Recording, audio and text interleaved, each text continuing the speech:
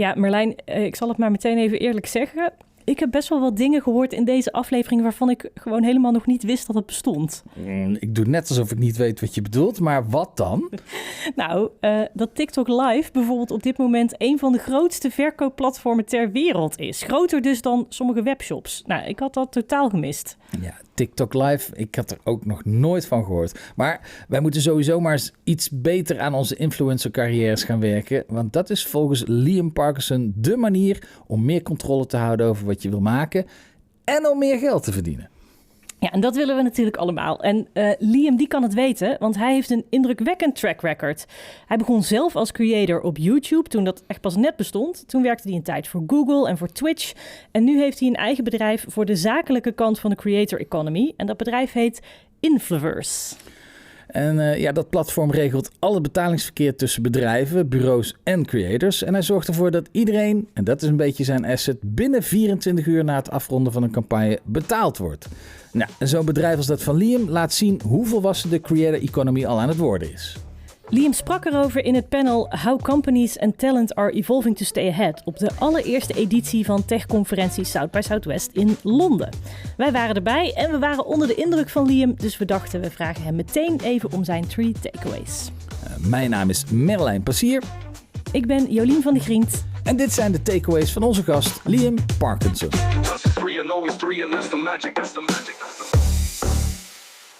It was our first edition in London and yours also, because South by Southwest is an Austin, Texas thingy. Did you like it? Yeah, I think it was amazing to see so many diverse people speaking about the creator economy, various other industries. I bumped into a gentleman in one of the queues that was tokenizing air, which I thought was a very interesting concept. Sorry, what? How? What? Tokenizing air? Yeah, sounds exactly like what it is. But yeah, there were some amazing panels. I got to watch a couple. We did one of the very first ones, which was definitely a privilege. Yeah, because your panel was called How Companies and Talent are Evolving to Stay Ahead. And we do a podcast about media innovation and how to get future-proof. So we were like, okay, this is one we definitely need to see. And it was really a really cool panel, I think. But maybe for our listeners, it would be good because we're going to talk about creator economy, influencers, creators. Just so we're all on the same page, could you quickly define like these terms and the differences? Yeah, of course. So the terms you probably hear quite a lot is influencer. Influencer is sort of the first iteration of, let's say, Paris Hilton, Kim Kardashian, etc. They're influencers. Now people are creators, they build communities, they build audiences, they interact directly. They're not disconnected from the people that's watching their content. If anything, they want to be as connected as they possibly can be. I think a good comparison that I like to use is, I would say that an actor in a film is the influencer and the director is the creator. They're the visionary behind it. They're the person that is calling the shots, making sure that the film sort of narratively follows a structure. The funny thing is that I tend to think that I knew what it meant to be a content creator or what content creators do and what they make. But I have to admit that when I was in London, it finally clicked. It's like, okay, this is what they do, and this is why it works. And yeah. Well, I mean, you guys are content creators, right? You make a podcast. Like, ultimately, that's the other thing about being a creator as well, is that being an influencer generally means you have to have a lot of followers. Being a creator, anyone can be a creator. If you like taking photos on your phone and uploading them on Instagram, doesn't matter if you've got 1 follower or 10 million, you're still a creator, right? So I think it's a lot more inclusive now as well. And how did you end up in this industry? Yeah, so I started out as a creator myself in 2009 and created content through to 2013. So YouTube started in 2006, so I was very, very early. I was watching YouTube videos sort of late 2007, early 2008. But you decided to quit creating content? And get into the boring finance side of it. Yeah, I think for me it was being in front of the camera is great, and I had a lot of friends that had very big YouTube channels that were creating content, and I thought they're very good at creating content, but don't understand sort of the business side of it. They don't understand the partnerships. They don't understand their merchandise. And even though it's very early on and I was doing deals for creators that were getting sort of 10, 20 million views a month back in 2012, they were getting sponsorships for a couple of $100s a month. So as you can imagine, the money back then is very different to what it is now. And I think the really nice thing for me is it started and still is very much a place of passion. We make this podcast also for more traditional media makers like broadcasters, publishers, and we try to explore like how could this work together? How could we collaborate? And I think you can teach us a lot about it. So maybe we should dive into your 3 takeaways. What is your first takeaway?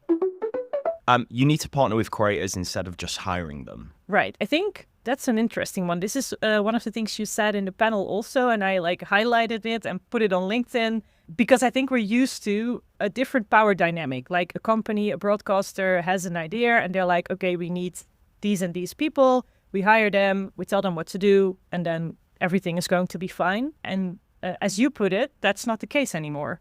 Absolutely, yeah. I think there was a time where people looked at creators as a number on a spreadsheet. This isn't sort of traditional advertising. It's not a newspaper that gets a certain amount of readers and you just need eyeballs. This is very much creators have niche audiences generally around specific things. If they're a beauty creator, their audience is massively into beauty products. That might be get ready with me's, that might be beauty hauls, etc. But what it actually means now is brands need to work with creators instead of just giving them a long brief document. It's how can we speak to your audiences in the most meaningful way? How can we connect with them? How can we make this not just a paid integration, but a true partnership where you have creative freedom to create the content that is going to sit best with your audience? And ultimately, most of the time it's to generate sales. How do we convert them into not only from being fans of you, but also being fans of our brand as well? So the tables have turned. As a creator, you were trying to get yourself or your creation sold to a company back in the days. But now the companies are yearning for creators and hoping that they will commit their brand to those companies, their content to those companies. Yeah, exactly. And I think looking back when I first started doing brand deals, which was probably 2012, 2013, that was very much reaching out to brands, trying to speak to a marketing director, trying to persuade them that this will work, this does work. Now, definitely in that sense, the tables have flipped. If it's not an integral part of what you're doing, then ultimately you're missing out on audience. And like you said, brands are now screaming to get in with certain creators that fit their sort of target demographic. Merlijn is also presenting a traditional TV show in the Netherlands. And I've been trying to like make him a TikTok star lately. So I'm like his pimp. Yeah, amazing. And it's taking off a little bit, but it doesn't really feel intuitive yet because we're so used to the more traditional way of like these are the things we have to pay attention to. So yeah, it's really interesting. I think the important thing is as well, right? As soon as you control your own audience, you actually have a lot more leverage when it comes to traditional work. You're not beholden to PR or press or somebody else putting something out that's going to get you recognized. You're able then to speak to your own audiences, control the narrative a lot more, let people see as much or as little of you as an individual as you want.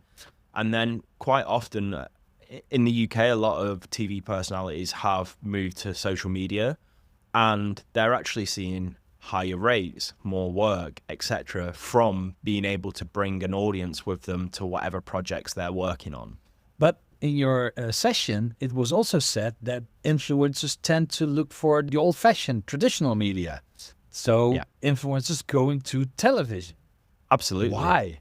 I think for them, there's a beauty of it, right? Or is it still the holy grail, television? Yeah, I think it doesn't matter. Like, I think Mr. Beast is a great example. It doesn't matter if you have more subscribers than Netflix and Amazon Prime combined, right?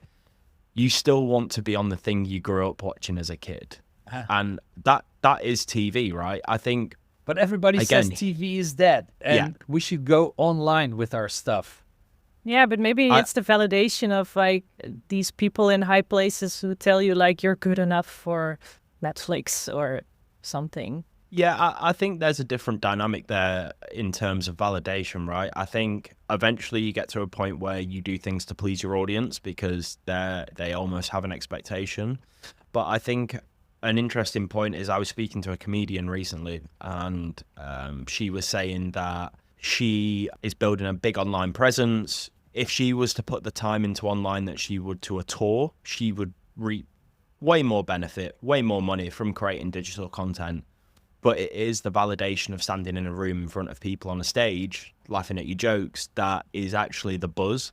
And the reason she does it, regardless of how much money she makes or what percentage it is or this or that, that is very much the driving factor of her creating content. Right. And it might be the same way for influencers that would, in the end, still like to have their own TV show, or it's like just it hits differently. Or yeah, and let's not forget, it's diversified revenue, right? If you're getting a few $100,000 from Amazon Prime to do a series on their subscription service, or you're getting paid X amount to host a TV show, and you have money coming in from TikTok, YouTube, Twitch, Snapchat, brand deals, it's just another avenue, isn't it? Just another piece of the puzzle to make it as a creator. Yeah.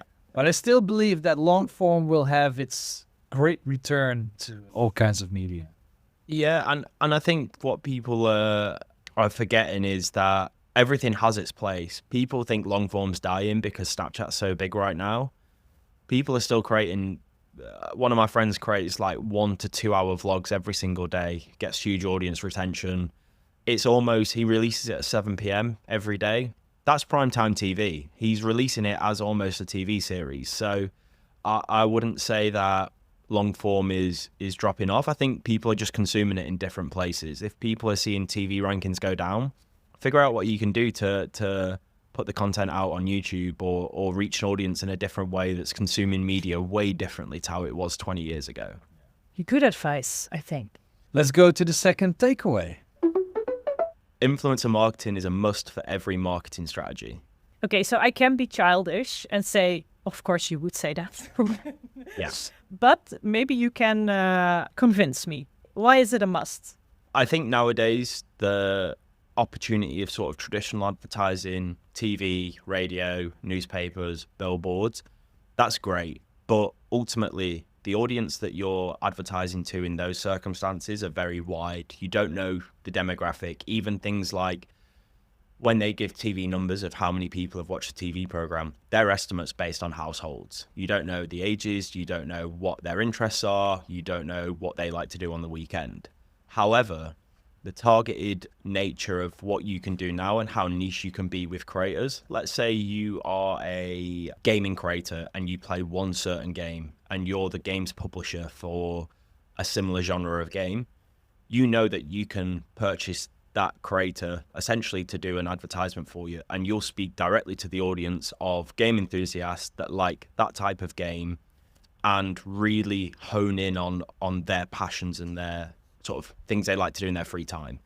And for me, that's what is really interesting about influencer marketing. If you do it right and target the right creators with the right audiences, you're getting the most valuable eyeballs you possibly can in a really authentic way, right?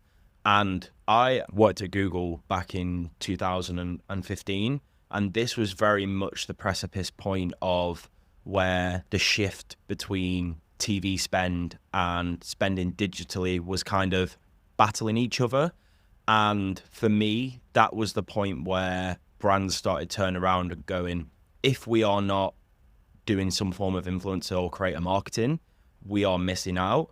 And I think, unfortunately, COVID and TikTok really sort of cemented that and brought influencer and creator marketing truly mainstream. Yeah, is this whole influencer marketing, is that sustainable for the next couple of years, do you think? Or is there going to be another major shift in how we do this? Yeah, I think consumer trends are always changing, right? I don't think that has ever really changed. I think you look at, we went from radio to black and white TV to color TV to the internet to different ways to purchase on the internet to Amazon delivering a parcel 4 hours after you order it. Like, the nature in which people want to consume and purchase and things like that will always be evolving. And I think There has been a question around influencer marketing bubble for the last 10 years. But again, that's the same with anything, right? Tech bubbles, crypto bubbles, everything. There's always something that comes next. So it's the same as everything. You just have to do it correct. What are the downsides of influencer marketing? I think for me, I've been fortunate enough to be on the sides of the table as a creator, as an agency owner, working at platforms. So I'm fortunate to be able to wear all the different hats and look at it from a holistic point of view. And as I've probably said during this podcast, doing it right is the most important thing, because otherwise you are just going to be throwing money into a hole, burning through cash and getting no returns from it. Make sure before you even speak to an agency, if you want to go down that route, you've done your research, you know what you want to achieve, you have your KPIs, and be strict as well, right? Don't wait a year, look back at your results and say, we've got nothing to show from it. 3 months is enough to be able to demonstrate how successful a campaign has been. Get the experience, learn how they do it, look at their processes, understand how they brief creators, talk to them, negotiate, etc. Bring it in-house, take control. Makes sense. Let's go to the third takeaway. TikTok Live is one of the biggest digital sellers in the world. I didn't know what TikTok Live was. Explain it to me. Yeah, so I guess the same as YouTube, Twitch, Facebook, etc. has live platforms. Yeah. TikTok has its own live space, essentially, where it started out as people live streaming their lives, live streaming video games, and it's now turned into this behemoth marketplace of everyday people, your mum, your grandma, your brother, your sister, selling products for referral fees, essentially. So they're going to stand in front of their webcam and they will show this bottle of stuff. Like Telcel TV. I don't know. Is Telcel just a Dutch thing? I don't know. Yeah, like we have QVC in the UK. Yeah. In the Netherlands, it used to be like a pretty tacky daytime TV, and people would sell like, I don't know, machines to lose weight and like stuff that usually doesn't work. Yeah, no. It is the biggest thing right now. Yeah, I think it very much started out as tacky products, things that you would see and think, oh, maybe like keychains, that kind of thing.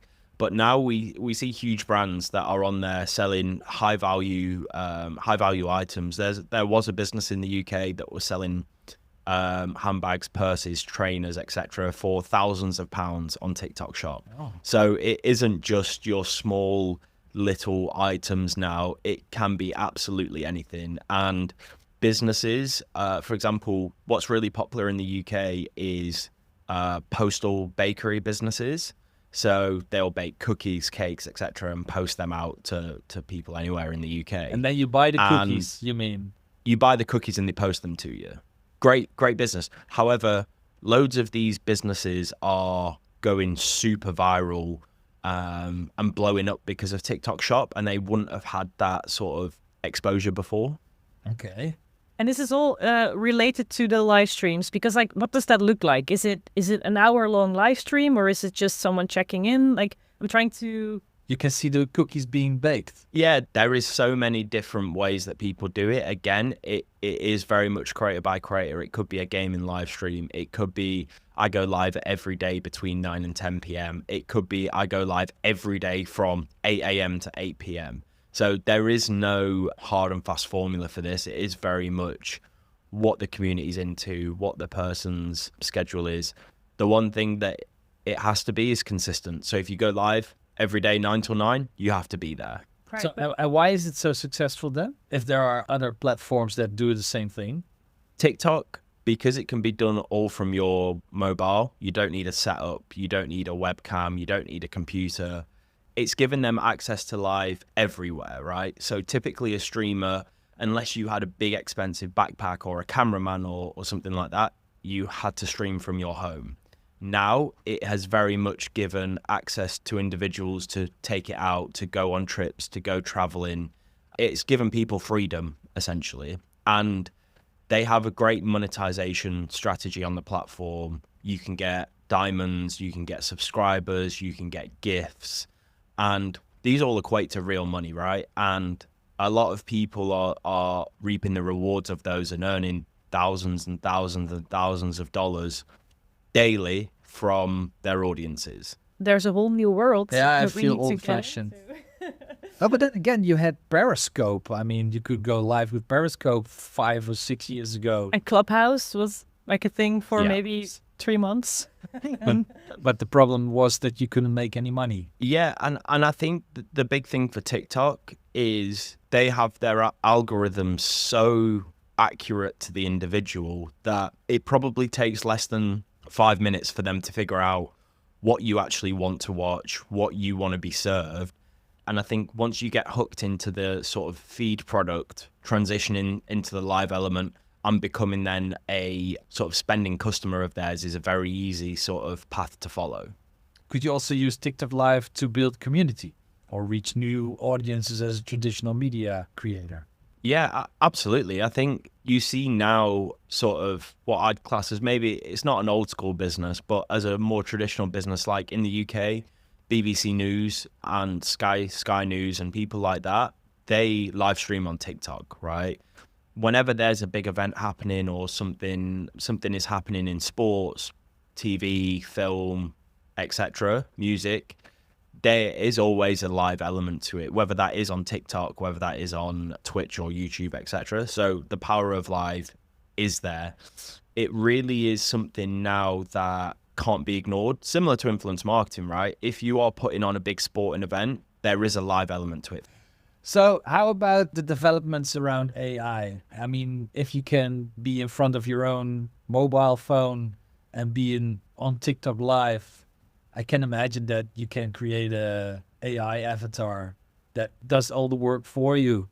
AI influencers. An AI influencing something, I don't know, company. It's so easy nowadays. So in a way, I can imagine that it would be endangering your business as well because AI avatars are here.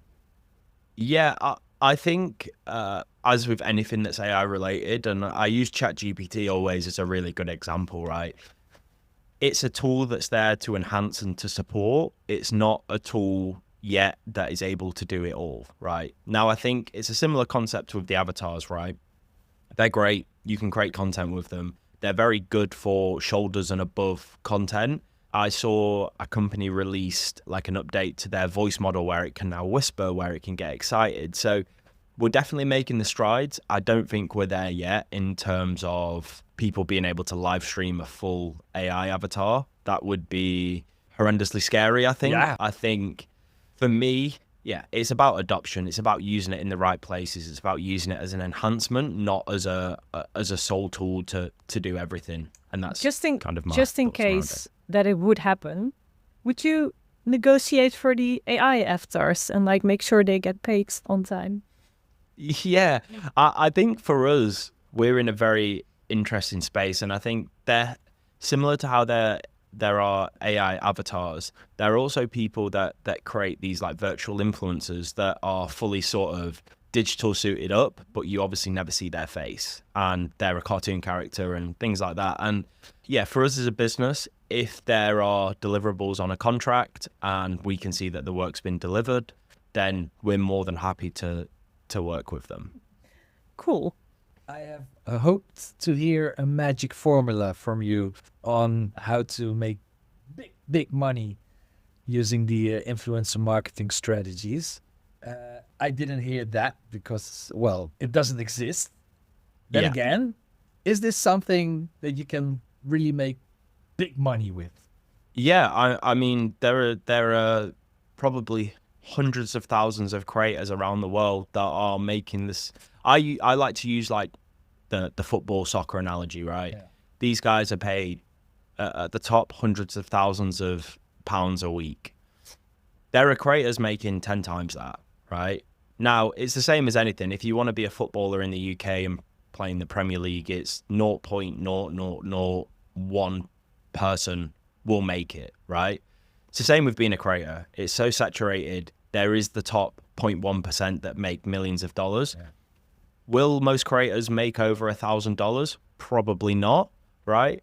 But if you're creating great content, if you're building an audience, and it doesn't even have to be a huge audience, right? If you have a couple of thousand loyal fans and you sell a t-shirt or a hoodie for $20, you'll do pretty well out of it. So I think people sometimes lose sight of what you need to do to be successful, and it's not get millions of followers. I know people with 100,000 followers making 20, 30 grand a month. I know people with 1 million followers that don't make 5.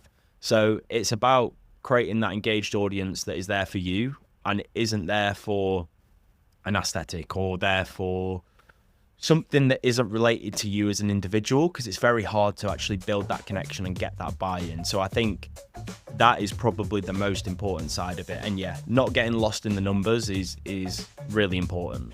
And are we going to see you back in the gaming chair, being a gaming influencer, making millions of money? Probably not now, but I'm very happy making sure creators and agencies get paid and things start to become a little fairer financially within the space. Thank you very much, Liam. I think we got it all. I think so. Good. Dat was hem. Je luisterde naar 3 Takeaways, de podcast. Daarin hoor je mediapioniers over de 3 dingen die je moet weten om klaar te zijn voor de toekomst. Onze gast was Liam Parkinson, co-founder van Inflverse. Moet ik dat zeggen? Inflverse. Oké, en deze podcast wordt gemaakt door ons, Jolien van der Grient en Merlijn Passier. En die maken we in opdracht van Media Campus NL. Wil je vaker inside info over waar de mediapioniers in ons vak mee bezig zijn? Abonneer je dan op deze podcastfeed, zodat je geen aflevering hoeft te missen. Voor nu rest ons dan alleen nog de vaste disclaimer. Deze podcast is geheel AI-vrij, behalve de tune, want die maakten we met Suno.